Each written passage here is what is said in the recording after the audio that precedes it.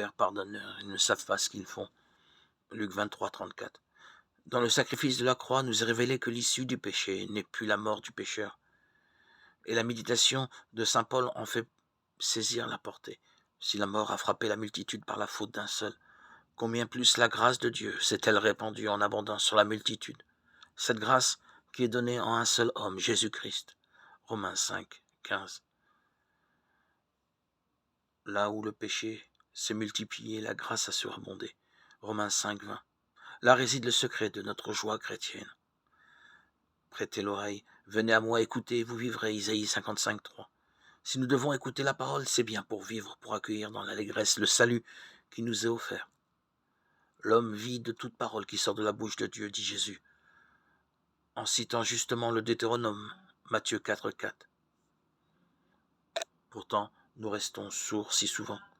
C'est ce qui provoque les larmes de Jésus. Voyant Jérusalem, il pleura sur elle en disant « Tu n'as pas reconnu le moment où Dieu te visitait ». Luc 19, 41, 44. Une autre fois, Jésus va pleurer au moment de la mort de son ami Lazare. Les témoins pensent que c'est à cause de l'affection qu'il lui portait. Mais regardons le contexte qui est celui de l'affirmation de la foi en la résurrection.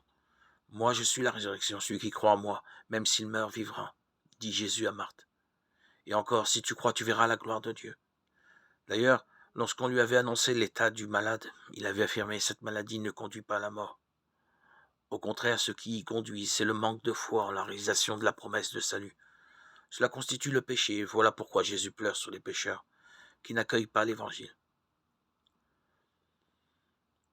Si nos larmes rejoignent ces larmes, elles diront notre contrition, notre volonté de transformation. Des profondeurs, je crie vers toi. Seigneur, si tu retiens les fautes, qui subsistera? Près de toi se trouve le pardon. Psaume 129.